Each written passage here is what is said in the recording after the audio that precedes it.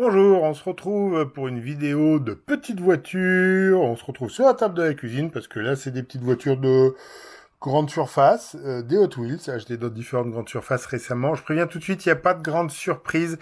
Il n'y a pas de vraies pépites. Je crois pas qu'il y ait de Treasure Hunt. Je crois pas qu'il y ait de 2026. Je suis même persuadé qu'il n'y en a pas.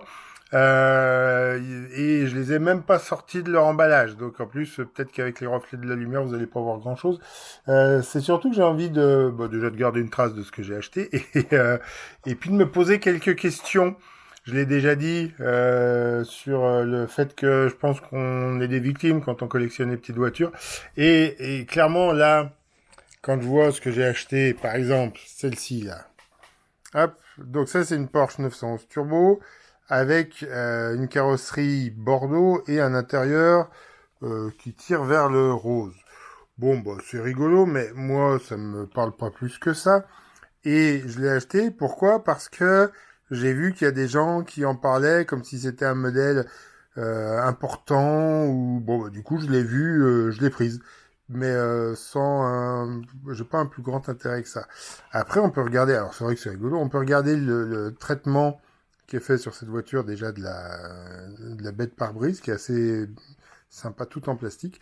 Et les roues, voilà, les roues que je trouve rigolotes. Je pense pas en avoir déjà vu des comme ça, donc j'espère qu'ils vont faire d'autres modèles avec des roues comme ça parce que c'est rigolo. Ça n'a pas l'air d'être d'une inspiration très très Porsche, mais bon, peut-être, je ne sais pas, je ne suis pas très porschiste dans l'âme. Puisqu'on parle de Porsche et de victimes, j'ai acheté le... Alors, j'ai déjà ça comme un paperclip, je crois. C'est-à-dire, tu poses, enfin, mince, comment ça s'appelle? Un porte-papier, non, un coince-papier, oh zut, bon bref. Là, c'est pas tout à fait la même chose, puisque vous voyez qu'il y a une petite attache à l'arrière, c'est pas pour attacher la caravane, c'est pour l'attacher comme un porte-clés. Et j'aime bien cette idée-là, et je trouve qu'il devrait en faire plus. C'est un petit côté sculpture, voilà, et en plus, ça doit pas coûter trop cher à fabriquer, parce qu'il y a beaucoup moins de pièces. Il y a un dessus, un dessous. Le dessus en métal, le dessous en métal en zamac, le dessous en plastique. Et donc tu peux en faire soit la sculpture à poser comme ça pour faire joli, soit un porte-clés. Voilà. Bon, c'est rigolo. Voilà. Et ça va pas plus loin. Xperi Motors. Qu'est-ce que c'est les Xperi Motors? Non, bon voilà, c'est juste que c'est un porte-clés. Très bien. Allez, un truc quand même sympa. Il y a quand même des trucs sympas. Quand j'ai fait la vidéo sur les 80 ans, j'en ai parlé de cette voiture-là. Bah voilà, je l'ai. La Dream Mobile. La Dream Mobile spéciale 80 ans de Mattel, que j'ai trouvé donc en grande surface, qui est en long card, donc en carte longue. Vous voyez, la carte elle est longue, là, la carte en carton, alors que celle-ci elle est courte. Vous voyez la différence de taille entre les deux. Voilà, donc ça c'est un modèle normal, courant, et ça c'est le modèle un peu plus classieux. Voilà, et il y a d'autres modèles que certains m'avaient signalé d'ailleurs, que je n'avais pas vu, et notamment des séries de modèles, des packs que je vais peut-être me commander, parce que eux je les trouve pas du tout en magasin. Donc ça pourrait être rigolo de les avoir quand même, mais là il va falloir les commander sur internet. Allez, tiens, un rapport d'étonnement. Ça, c'est une petite voiture qui reprend la forme d'un petit chariot qu'on avait quand j'étais gamin. J'avais ça. Donc c'est un téléphone. Je suis sûr que je pourrais le retrouver et le mettre avec. Donc c'est un téléphone. Voilà, c'est un téléphone, sauf que vendre ça, c'est vraiment pour le vendre pour nous. Alors, c'était Fisher Price qui faisait à l'époque, si je dis pas de bêtises. Il n'y avait pas le gros moteur, là, le bloc noir que vous devinez à l'arrière, c'est un moteur. Mais là, quand même, pour les gamins d'aujourd'hui, ils connaissent pas le téléphone à cadran là qui tourne. Nous, on l'avait à la maison, donc c'était rigolo de l'avoir en jouet. Cela étant, le jouet existe toujours, donc qui achète ça? Voilà. Est-ce qu'il y a des gens qui achètent ça qui achètent un téléphone à cadran pour leur gamin? Est-ce que le gamin comprend le principe? Est-ce que pour lui c'est pas juste un chariot bizarre? Et est-ce qu'il sait seulement ce que c'est que le téléphone? Alors là, il y a quelque chose qui... Est-ce qu'il y a quelque chose qui... Non, j'appuie sur l'aileron. Bah, je sais pas, là, ils disent qu'on peut bouger l'aileron, mais je vois pas ce que ça fait. Ça crée rien, il n'y a pas de friction. Ouais, on continue. Un truc qui est un peu rigolo, les art cars, les véhicules artistiques. C'est marrant, pourquoi c'est écrit en français? Une Datsun, donc une Nissan 240Z, mais avec une peinture artistique. Voilà, c'est chouette de faire des... Est-ce qu'ils en vendent dans les musées d'art contemporain après des petites voitures? Parce que là, je le dis en rigolant, mais alors celle-ci, je sais plus. Mais justement, la Porsche, là, je l'ai trouvée dans une librairie. C'est-à-dire que moi, des fois, j'achète, et je crois que la Nissan aussi, j'achète des livres, et puis des fois, tu trouves des voitures au milieu des livres. Allez, on continue. On parle de culture automobile, là, avec la McMurthy Stirling. C'est la voiture qui a, donc c'est une toute électrique, qui a la plus forte accélération du monde, c'est elle qui a un système qui lui permet de rouler à l'envers. Ouais, parce que pour être plus rapide et mieux se plaquer au sol, et elle a une sorte d'aspirateur, si vous voulez, qui fait que ça la plaque au sol. Voilà. Euh, non, mais ils en disent rien derrière, c'est pas très grave. Allez, là, on rentre dans les mythes. Une Ferrari Daytona, donc la 365 GTB4 Competition, et est-ce qu'elle reprend une décoration célèbre connue? Peut-être, là je sais pas.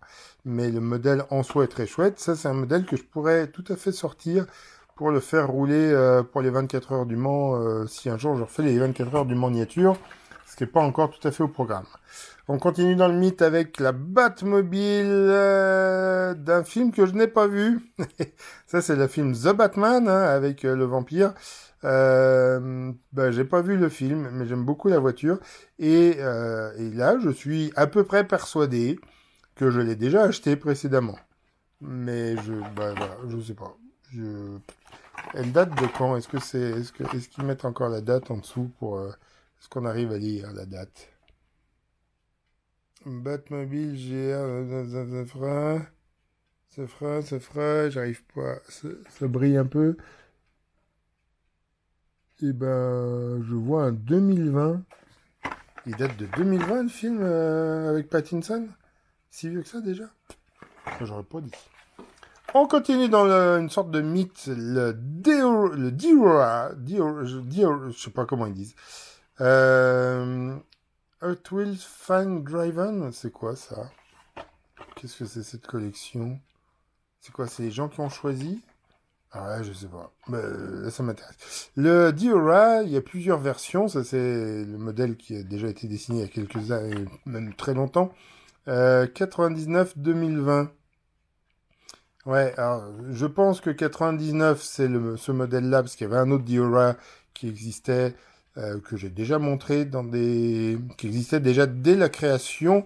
Je crois que je l'ai dans sa version de sortie de toute première série Redline 1968. Donc c'était une sorte de fourgon en cabine avancée ultra moderne qui a existé avec des planches de surf. Et donc il a été modernisé, redessiné en 99, je pense, hein, si je regarde les dates là-dessus. Donc c'est la Dira 2. Et en 2020, je pense que ce qu'ils ont modifié, c'est que les planches de surf, elles sont carrément moulées dans le corps, parce que sinon on les perdait, donc quand tu jouais, c'était pas pratique. Voilà. On, on en fera peut-être une vidéo un jour, tiens, un autoculteur, ce serait rigolo.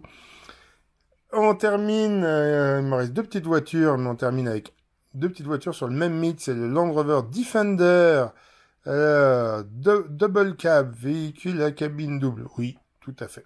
Donc le Defender, je sais pas pourquoi je l'ai acheté, est-ce que... Oh, je crois que je les ai eus pour pas trop cher, hein. Il devait y avoir un prix sur le lot. Mordu de poussière, d'accord, pourquoi pas. C'est rigolo comme nom. Ça, c'est si un jour je fais une vidéo de course de Dakar, ça pourrait servir. Et donc ça, c'est le Defender 2015, c'est écrit là, d'accord. Donc en double câble, voilà, pourquoi pas, très bien. Et ils ont sorti une autre version du Defender, mais le Drift Under, voilà, une version un peu bourrine, très rigolote, hein, d'un Defender élargi pour faire du drift. Drift Pursuit. Est-ce que c'est un véhicule qui existe vraiment ou est-ce que ils l'ont repris à leur sauce, comme ils le font souvent? Voilà, j'arrive pas très bien à voir ce qu'il y a à l'intérieur, à part l'arceau. Ouais, bon, je sais pas, j'ai la flemme d'ouvrir. Bah voilà, si un jour je fais des compétitions des vidéos de compétition de petites voitures de drift, bah je penserai à l'intégrer. Voilà, voilà. Allez, j'ai fait une vidéo presque courte par rapport à d'habitude, à peine 10 minutes, c'est vachement bien. Je vous laisse, je vous dis à bientôt. N'hésitez pas à commenter, à me dire s'il y en a une que vous aimez bien. Si vous les avez trouvées, celle-là, je pensais pas qu'on la trouverait en France, la Dream Mobile 80 ans Mattel, donc je suis content de l'avoir.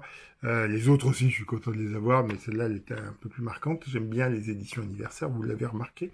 Je vous dis à bientôt pour une nouvelle vidéo. D'ici là, likez, commentez, partagez, abonnez, etc.